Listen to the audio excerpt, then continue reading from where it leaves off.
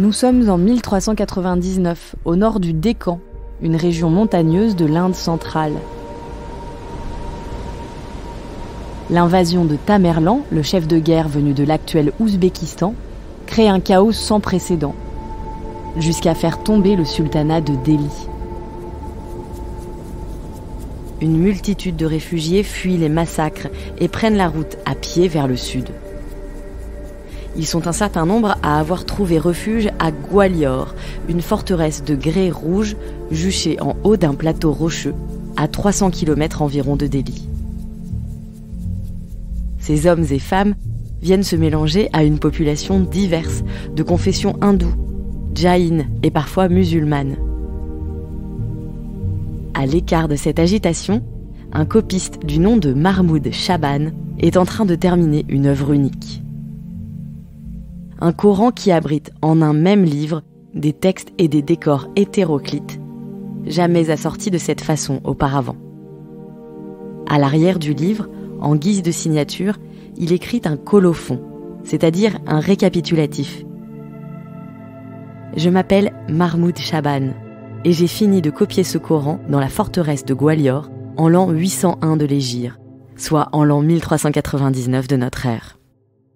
Mahmoud Shaban l'ignore, mais ce Coran va intriguer des générations de chercheurs et faire le tour du monde.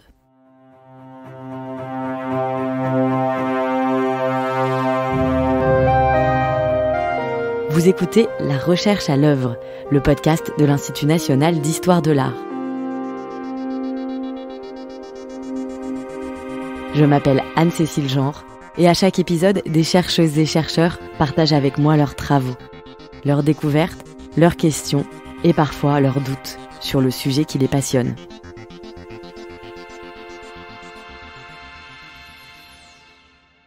Et puis ce Coran, à la fin, dans ses pages finales, a quelque chose, alors là, qui me laisse complètement dépourvue au début. C'est une sorte de table. Il y a toutes les lettres de l'alphabet qui sont données. Alors, vous avez le alif, le ba, le ta, etc., tout l'alphabet arabe.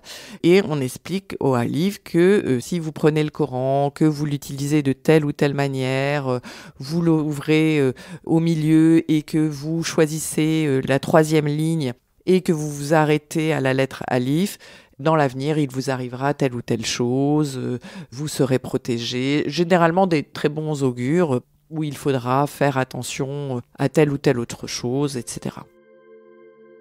Donc, on m'explique comment utiliser le manuscrit coranique à des fins divinatoires. Je le découvre le jour où je l'ai en main, je le vois pour la première fois, et je ne sais pas quoi en faire. Je me dis, qu'est-ce que c'est que ce truc ? J'en ai eu plein des manuscrits coraniques entre les mains dans ma vie auparavant, plein, et moi là, j'ai jamais vu ça. Et vous avez tenté de suivre les instructions de divination ? Non, je l'ai pas fait. Je l'ai pas fait. C'est vrai d'ailleurs, je l'ai pas fait. L'objet m'impressionnait tellement que j'ai pas osé l'utiliser pour moi-même. Mais quelle idiote ! Héloïse Braque de la Perrière est historienne de l'art, spécialiste des mondes de l'islam. En 2008, elle est une des premières chercheuses à demander à voir le Coran de Gwalior. Comme pour beaucoup de manuscrits islamiques, ce précieux Coran appartient à une collection privée, en l'occurrence celle du prince Sadruddin Aga Khan, décédé quelques années plus tôt. La chercheuse en a vu des images et des citations dans des articles, mais cela ne suffit pas à effectuer des recherches. La première fois que j'ai vu le Coran de Gwalior, c'est tout à fait particulier. Je l'ai vu au Port Franc de Genève. C'est un lieu où sont entreposés des objets d'art en transition. C'était le cas là, puisque c'était après la mort de Sadruddin Aga Khan et cet objet devait partir ailleurs. On n'avait pas encore décidé où se ferait le musée. On m'attendait à la gare de Genève. On m'a accompagnée dans une sorte d'énorme entrepôt avec des portes et des portes qui s'ouvraient les unes après les autres, une sorte de coffre-fort dans le coffre-fort, dans le coffre-fort. Puis je traversais ces couloirs, je me souviens, j'étais complètement fascinée parce que il y avait des œuvres d'art qui étaient tellement grandes on les avait entreposées dans les couloirs. Et là, on m'a fait entrer dans une première pièce qu'on a fermée à clé, une deuxième pièce qu'on a fermée à clé, et puis on m'a fait asseoir. dans une petite pièce et on m'a dit on va chercher le Coran de Gwalior. On l'a posé devant moi et on m'a dit allez-y, vous pouvez travailler sur le Coran de Gwalior. Je me suis dit mais il était tout petit. C'était très étrange, ça correspondait pas du tout à l'idée que je m'en faisais. Or, dans tous les ouvrages que je voyais, ces dimensions étaient mentionnées. Et je pense qu'on est tous pareils, on a tous les spécialistes des manuscrits, ce qu'on appelle les codicologues, on a besoin de toucher les manuscrits pour les comprendre. Bien sûr, il y a la qualité du papier qu'on peut voir de cette manière, la qualité des encres. Les couleurs ne donnent jamais la même chose en reproduction. Ce Coran, il m'intrigue tout de suite parce qu'il a un décor fascinant. On n'est pas dans l'enluminure telle qu'on peut la trouver au même moment ailleurs dans le monde islamique, celle aussi que vous pourriez imaginer plus classique, dorée, avec des décors assez fins.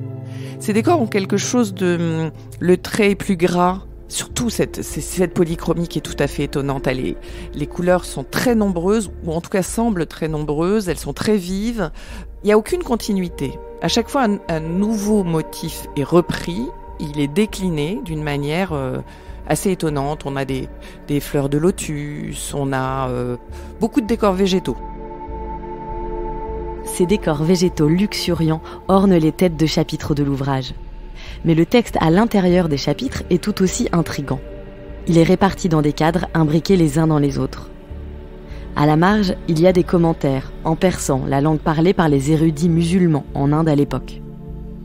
Au centre, en arabe, on trouve le texte du Coran lui-même, dans une calligraphie qui paraît étrange à la chercheuse. Cette calligraphie, elle me parle parce qu'elle est différente, parce qu'elle ne correspond pas aux critères esthétiques de la calligraphie arabe classique. Elle semble, elle n'est pas. Maintenant, aujourd'hui, je le sais. Mais à l'époque, elle semble maladroite. Elle semble pataude. Et elle ne répond vraiment à aucun critère de la calligraphie islamique classique, qui est extrêmement normée. La calligraphie semble s'écraser sur la ligne de base de l'écriture alors que normalement elle s'élève. Le trait a l'air assez irrégulier. Les mots s'écrasent, s'embrouillent les uns les autres. Ils semblent se bousculer à d'autres moments. Et, ils sont étalés sur la ligne comme si on les avait dispersés de manière complètement aléatoire. Je ne comprenais pas du tout. Par le contenu de ses pages principales, ce Coran de Gwalior est donc déjà, en soi, une curiosité. Et c'est sans compter le mystérieux manuel de divination qui se trouve dans les pages finales, avec la table alphabétique et les prédictions correspondantes. Et donc déjà tout ça me suffit à comprendre que j'en viendrai pas à bout toute seule. Je le comprends très très vite ça. Ça fait appel à trop de choses en même temps. Je me dis oulala, je pense aux 2 ou 3 personnes dans mon entourage qui pourraient m'aider à comprendre ce que j'ai sous les yeux. Il y a mon directeur de thèse, Yves Porter, qui m'a guidée vers l'Inde des sultanats, pour lequel j'ai le plus grand respect, et je me dis, bon, il faut que je lui en parle.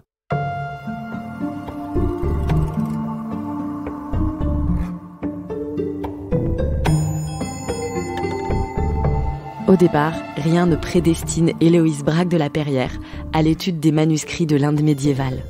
Elle est étudiante en littérature française du 19e, quand son chemin croise celui d'Yves Porter. J'avais grandi en Afrique du Nord, en Algérie. Mais je n'avais pas du tout fait des études d'arabe. Et puis un jour, j'avais envie de me remettre à l'arabe, que je parlais déjà bien. Et donc, je me suis inscrite à la Sorbonne. Parmi tous les cours qu'on nous proposait, il y avait des cours de monsieur Yves Porter, justement, sur l'Inde des sultanats. Dans ce cours sur l'architecture de l'Inde des sultanats, l'étudiante est marquée en particulier par les images des palais abandonnés de Mandou. Des paysages extraordinaires, des paysages vallonnés, des restes, des vestiges de palais immenses, superbes, des canaux dessinés au sol pour rafraîchir les espaces. Et ces petits canaux qui se promènent à l'intérieur des palais sont serpentins et dessinent des formes. Ce raffinement, c'est quelque chose qui n'a pas été exploré, contrairement à l'Inde moghole. L'Inde moghole, on la connaît bien. Il y a le Taj Mahal, c'est ce qu'on voit dans les expositions. Mais là, c'est quelque chose qu'on ne connaît pas. Il y a quelque chose d'un peu romanesque, certainement, qui est dans mon esprit de jeune fille. Et je m'imagine déjà là-bas. Et donc, je vais voir Yves Porter et je lui dis un jour, je me souviens, je veux absolument travailler avec vous. Est-ce que vous m'acceptez comme étudiante? Et je lui dis très fièrement, vous savez, moi, je parle arabe. Et il me dit, ben non, ça m'arrange pas parce que moi, je suis un spécialiste du monde indo-persan. Si vous voulez travailler avec moi, il faudra apprendre le persan et vous reviendrez. Et c'est ce que j'ai fait.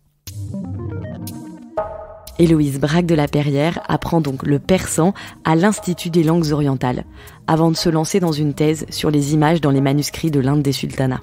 Elle réalise pour l'occasion son premier terrain, c'est-à-dire son premier voyage d'études. J'arrive pas à expliquer. C'est de l'ordre de la sensation. Il y a les odeurs, il y a les bruits, il y a justement la couleur qui est tellement importante pour comprendre la peinture des sultanats. Je rentre, je prends toutes mes notes parce que j'ai toujours écrit sur des bouts de carnet. J'ai des dizaines de bouts de carnet dans mes placards. J'ai mes planches à diapo, j'ai tout ce matériel dans tous les sens et je vois à quel point j'ai déjà changé. Et la forteresse de Gwalior, alors vous y êtes allée ? Gwalior, si vous allez en Inde, vous voyez une très belle forteresse. Vous avez vraiment un goût de la période médiévale très puissant quand vous êtes sur place. Mais ce que vous voyez aussi, c'est que vous avez énormément de grottes avec des sculptures qui sont des sculptures Jaina.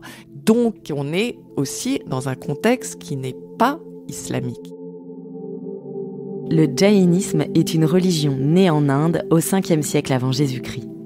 Elle prône en particulier la non-violence et la tolérance, et elle est peut-être à l'origine de la traditionnelle cohabitation des religions sur le territoire indien. J'ai découvert qu'il y avait des artistes Jaina, donc de la communauté Jaina, qui avaient travaillé avec des artistes musulmans, ou peut-être même qui avaient contribué à la fabrication des Corans. Et on a d'ailleurs dans les livres des rituels Jain des motifs qui sont directement importés du monde islamique. On n'est pas dans l'idée d'une influence de l'un sur l'autre. Tout ça est circulaire, tout ça est brassé et ça ne pose a priori pas les problèmes que nous nous posons aujourd'hui.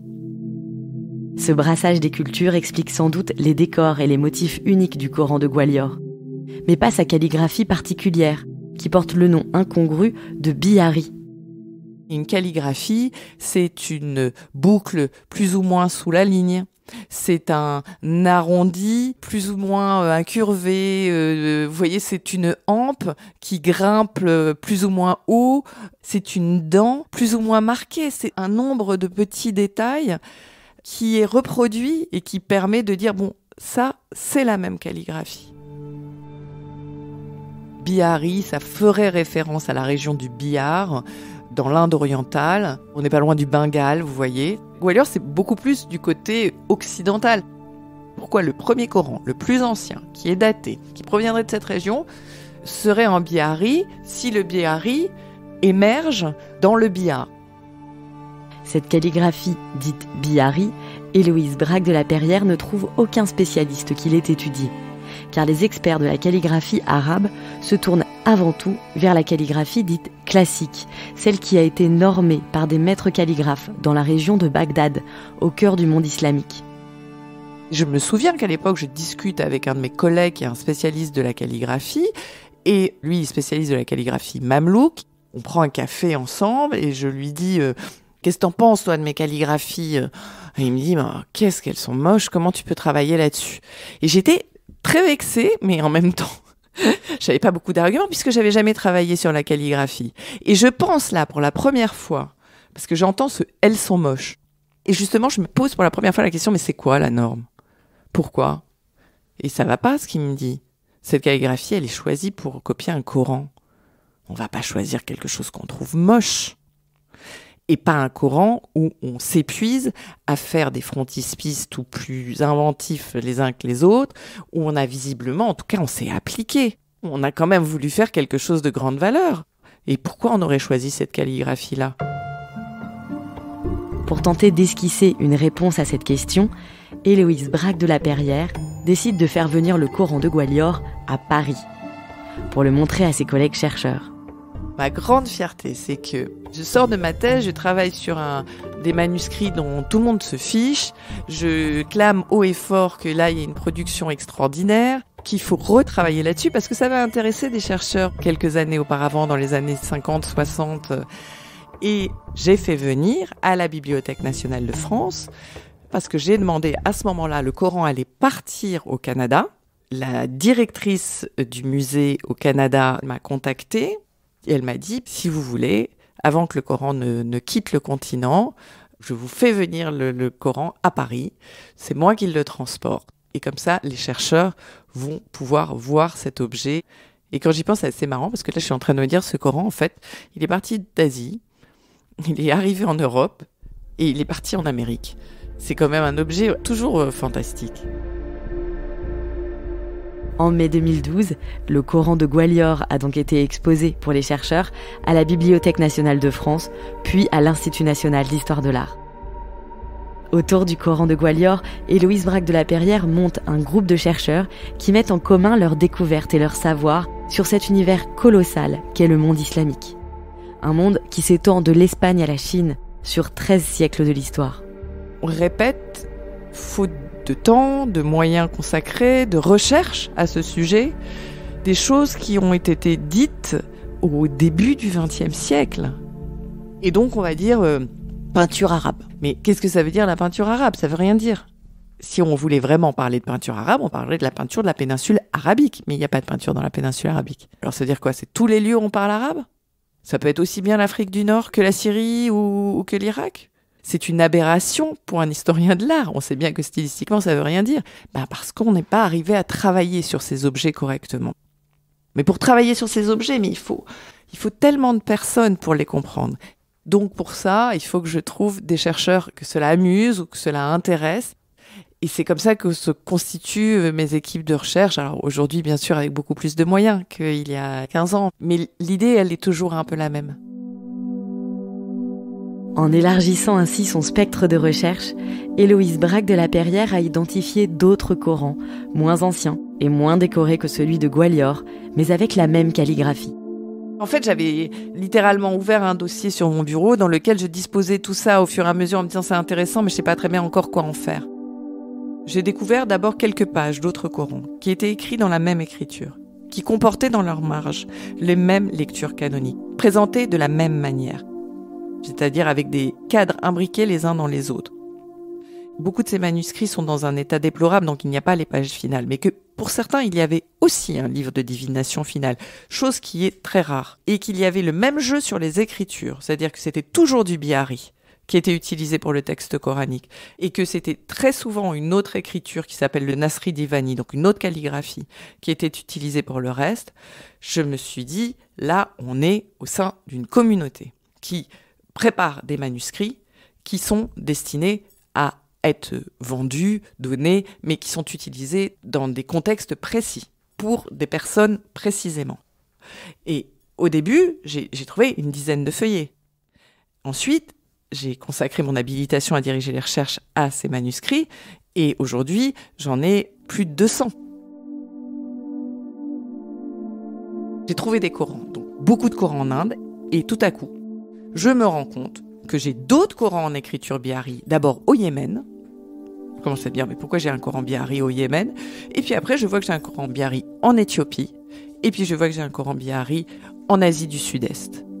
Et je comprends, avec des formes de bihari qui ne sont pas l'écriture originelle, mais qui sont issues du bihari. Et là, je comprends qu'il y a une filiation.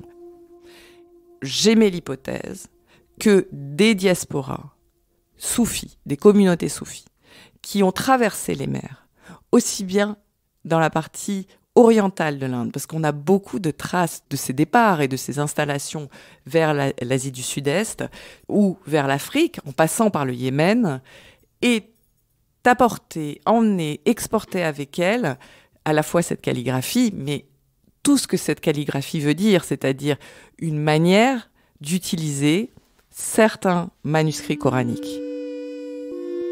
Le soufisme est une pratique mystique de l'islam, qui prône non pas l'étude des textes, mais l'élévation spirituelle par la transformation intérieure du croyant. Depuis le XIIe siècle environ, les rites du soufisme sont transmis dans le cadre de confréries, et ces confréries étaient particulièrement présentes dans les régions du monde où l'islam n'était pas majoritaire, comme en Inde par exemple.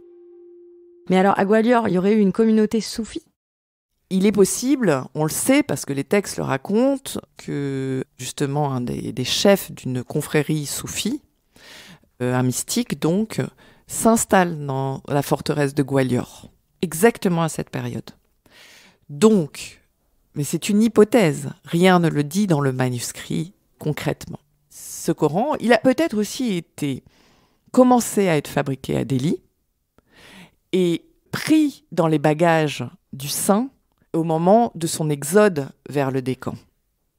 Et peut-être qu'il a été achevé par le copiste lors de cet exode et lors de leur séjour qui a duré plusieurs mois à Gwalior. C'est une hypothèse. Peut-être aussi qu'à ce moment-là, ce haut personnage et son copiste et les personnes de sa suite qui finissaient ce Coran sur place ont aussi souhaité le faire enluminer et ont fait appel à ce moment-là à des artistes jaïnas en leur montrant ce qui se faisait ailleurs dans le monde islamique, ce qui donne ce côté assez étonnant du Coran, très multiforme, cette espèce de Coran qui a l'air d'être un catalogue iconographique de choses qui n'ont rien à voir et qui sont mises côte à côte. Ça ressemble à ça. Cette hypothèse de l'usage de la calligraphie biari par les soufis est d'autant plus soutenue par la chercheuse que la calligraphie biari se retrouve aussi sur d'autres objets, et en particulier sur des vêtements sacrés, appelés chemises talismaniques. Ce sont des chemises portées, on ne sait pas très bien, mais on pense durant les batailles ou dans des contextes de maladie, donc pour protéger. Elles sont entièrement recouvertes du texte coranique dans son intégralité, dans une écriture absolument minuscule, qu'on appelle le roubari, c'est une écriture qui fait moins de 2 mm. Et surtout, ces chemises talismaniques, alors elles ont 2 grands médaillons sur la poitrine, disposés de la même manière que certains médaillons marginaux des Corans biari, et ils ont exactement la même palette de couleurs. Et ils ont également une bordure, et dans cette bordure, il y a les 99 noms de Dieu qui sont inscrits. Et ils sont inscrits en biari. Donc, on a un lien direct entre ces Corans biari et ces chemises talismaniques. C'est-à-dire que ces Corans, on leur a attribué, c'est sûr, un caractère apotropaïque très fort. Ils protégeaient. Un objet apotropaïque, c'est un objet qui conjure le mauvais sort, une sorte de porte-bonheur. Et c'est peut-être aussi le rôle que jouait le Coran de Gwalior, avec son livre de divination. Cette hypothèse, en apparence anecdotique, remet en question toute une hiérarchie. Les exemples indiens sont les plus anciens, donc ils seraient probablement précurseurs. Donc on aurait là, et ça change beaucoup de choses pour nous en histoire de l'art, parce que ça, vu qu'on a toujours considéré que l'Inde islamique était une sorte de sous-produit de l'Iran, ça oblige à réviser notre regard. Il y a eu des choses qui sont nées au cœur de ce monde indien et qui ont ensuite été diffusées dans l'intégralité du monde islamique. Depuis son étude du Coran de Gwalior, Héloïse Braque de la Perrière traque les manuscrits orphelins, qui semblent être rangés dans la mauvaise catégorie ou porter la mauvaise étiquette. Parmi ses recherches récentes, il y a par exemple les manuscrits arabes des fables de Kalila et Dimna, des fables du IVe siècle qui ont inspiré, entre autres, La Fontaine. En partenariat avec la Bibliothèque nationale de France, elle a monté une équipe pluridisciplinaire internationale autour des manuscrits.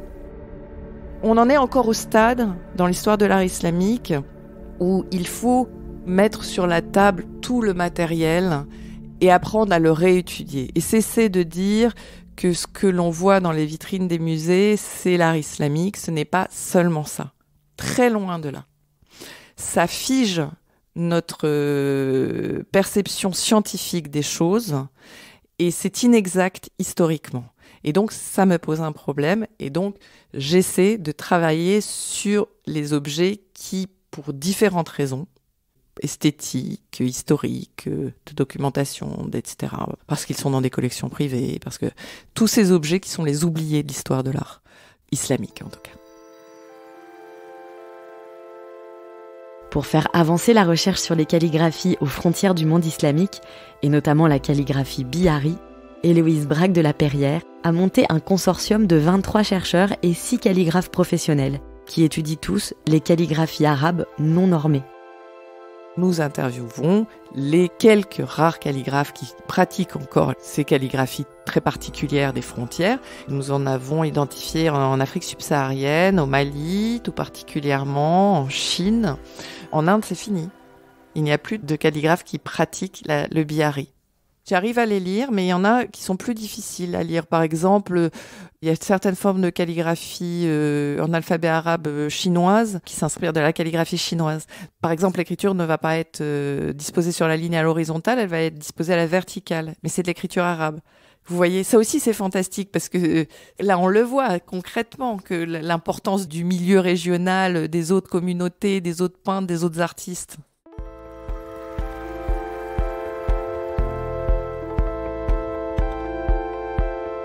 Héloïse Braque de la Perrière prépare aujourd'hui un livre sur la calligraphie bihari avec Monique Burezi, documentaliste au Musée du Louvre, et Nouria Garcia-Massip, maître calligraphe, en parallèle de son rôle de conseillère scientifique à l'Institut national d'histoire de l'art. C'est la fin de la 3e saison de La Recherche à l'œuvre, le podcast de l'Institut national d'histoire de l'art en partenariat avec Beaux-Arts Magazine.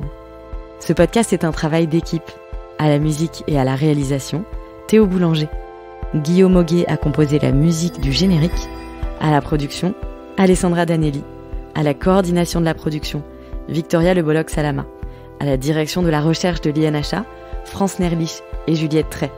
Merci à Éric de Chasset, Marie-Laure Moreau, Jean-Baptiste Costa de Borgard et tous les chercheuses et chercheurs interviewés pour leur confiance. Et merci à vous, chères auditrices et chers auditeurs, pour votre écoute. Si vous aimez ce podcast, n'hésitez pas à le partager et à nous laisser des notes et des commentaires.